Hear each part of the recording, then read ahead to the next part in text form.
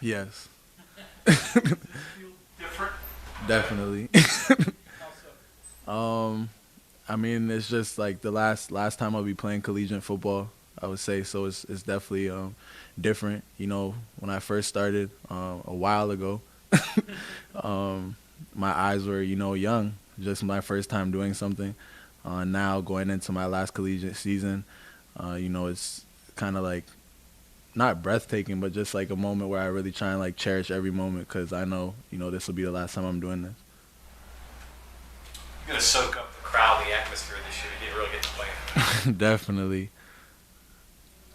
That's what you signed up for when you moved up, right? You know, definitely like yeah, among other things, I wouldn't say, the crowds were like my main decision. It was to, be able to play, at the highest level. Obviously that's something that comes with it. But yeah, like it's definitely something that I'll cherish and be, happy to be able to be part of an experience like that, play in front of a lot of people. These guys, one of the strengths of their offense are their wide receivers. They've got some really good ones. What do you see on tape from some of the guys you're going to have to defend on Saturday? Yeah, definitely. They're explosive at receiver, so we're definitely gonna have to contain them. Do our job. 111th. That's what we always preach. So it's definitely a good group that we're gonna have to go against. Just talk to Jared Deggy about what he sees differently now as a quarterback compared to when he was young. What about you at the safety position? Do you see things differently, see things ahead of time because of film or whatever than maybe you did last year, 3, 4, 7 years ago, whenever? 100%. I feel like now the game's definitely slowed down for me. A big thing that I've tried to work on this offseason is getting ahead of schedule, like you mentioned. So little tendencies that you can pick up with offenses, whether it be, the depth of certain players, the splits of the receivers, why are they in certain formations, down and distance, things of that nature. I'm trying to implement in my game now and kind of give me, a one-up or gets me ahead of schedule on what I can expect on each play. You mentioned the explosiveness of the receivers. They've also got pretty good size. A couple of their guys are well over 200 pounds. Is there anything you have to do technique-wise when you defend bigger receivers? Personally, no, I would say just like I would say just to do my job as best as I can. I wouldn't say that I, go into it looking at, the weight or the height. I feel like with me, being in the position I'm in, if it was up to that, I probably wouldn't even be in this room, to be honest with you. So I don't really go in looking too much. Obviously, if a guy's like, 6'5" or something of that nature, you're going to be in a lot of jump ball situations, stuff of that nature. But as far as like the specific pounds and stuff like that, I don't put too much thought into what I need to do differently. I just try and go and attack. Have you noticed from studying them, I know Jordan mentioned they like the motion a lot, do movement to try to get matchups. Have you studied that a little bit? What do you see there from what they try to do? I feel like on third down, especially, they try and motion to, figure out what coverages you're in. And then like you said, as far as motions and picks, with the size of them, sometimes it is easier to get your hands on bigger receivers. But with motions and things of that nature, sometimes they can pick you off, rub routes, stuff like that. So that's definitely been spotted on film. So you were the first Mountaineer to go through this kind of development team program. How does that set you up for success once you started taking on those leadership positions? I feel like it was great for me, to be honest with you. Obviously, like when I came here, I had the expectation to play right away, but being put in the position where I had to sit out a year, it gave me a lot of structure. It gave me somewhere where, I had to go and develop my skills each and every day, whether it be in the weight room, whether it be on the field or even off the field. There was a big focus on that as well. So I feel like being in a developmental program, you see players like myself. This year, you guys, I mean, Scotty played in the bowl game last year, but this year he'll have a major role on our defense. So you'll see, another player coming out of the developmental program. So I feel like it was a big help for me. So going off of that, what do you think that the coaching staff looks for from that program moving up into starting positions? I would say work ethic. You're in a position where you're in the dark. The team's, moving from week to week, and you're kind of just a piece helping out, whether it be on scout team, whether it be giving a look to, another player, but you don't really get any of the shine. So I feel like it speaks to your work ethic if you're able to continue to work hard and show up each and every day. You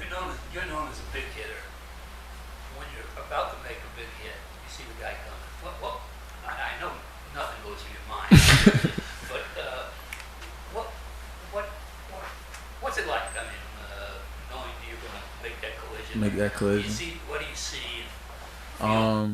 I would just say, like, on defense, especially, like, my dad growing up, my dad always wanted me to play defense, not offense, because he wanted me to be the hammer, not the nail. So that's something that I try and carry on to the field, is just that attack mentality. So it's hard for me to kind of explain to you, like, what it feels like, but my thought process is just kind of to be on attack and don't get the bad end of the stick. You see their eyes when they suddenly realize that they're Sometimes. Sometimes. Alonzo, Aubry's the only true freshman on the 2D defensively. With him playing behind you, you kind of tried to show him the way a little bit. What kind of impressions he made on you? Aubrey's made a huge impression on me. I feel like from the first day he got here, he's been all about his business. To be honest with me, he's been a young player, obviously being a freshman, but he shows up to work every day with, a veteran's mentality. Definitely tried to mentor him, but he also comes to me with a lot of questions as well. It's not somebody who I need to pull along or feel like I need to, reach back with. He's somebody who wants to be here, wants to put in the work daily, and wants to get as much information out of me as he can.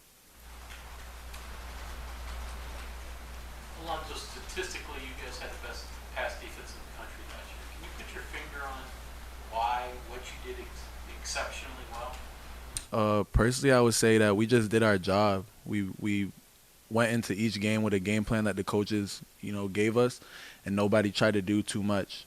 I think that can be an issue, especially at this level with the skill level of offensive players and the skill level of offensive coordinators. When you get your eyes in bad places, when you try and do somebody else's job, normally bad things happen. So I feel like last year was a year where we went out and everybody just stuck to what they needed to do, and that made us very successful.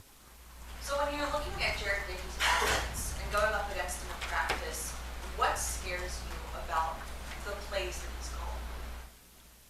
Could you repeat the question one more time? Yeah, so in practice, when you're going up against Jared Dickey's offense, what are you looking for from them that makes you kind of stutter and kind of scares you?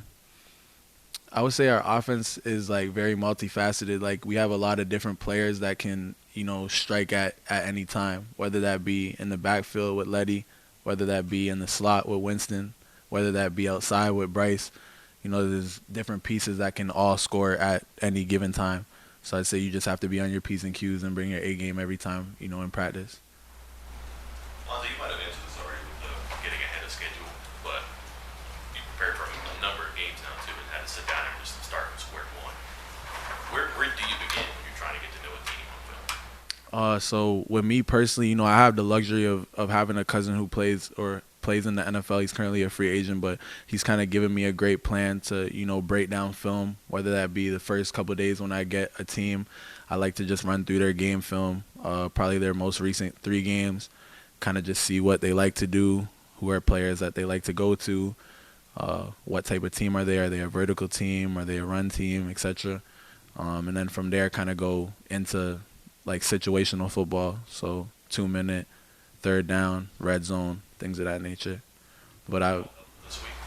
Sorry? Is it all helpful this week? Or Yeah, 100%. I mean, it's always difficult, especially with, the first game of the year. You never know, to be honest with you. You're obviously putting your best foot forward and hoping, the team shows tendencies that they did the year before, but at the same time, it's a new year. So the film study is great, but at the end of the day, we're going to have to come to play Saturday, and whatever they throw at us, we're going to have to handle.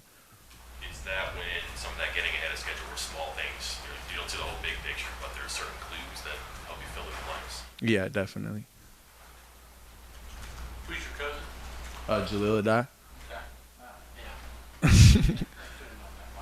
No problem.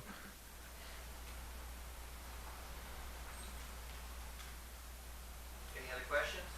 Where you're talking about trying not to do too much, but you got kind of an added dimension. You're facing a quarterback that can take off and run with it, getting caught peeking in the backfield versus, covering, being the deepest, all those things. Can it be difficult to balance those things, those jobs? I would say, the most important job is my key. So if my key is the quarterback, then that's what I need to be looking at. If the key is the receiver, that's what I need to be looking at. So I definitely understand, like, it definitely can be a lot, but that's like I was mentioning with your eyes just being in a lot of places. When you see a lot, you don't really see, the right things. So just focusing on your keys, I think that'll lead us to victory. We'll be successful.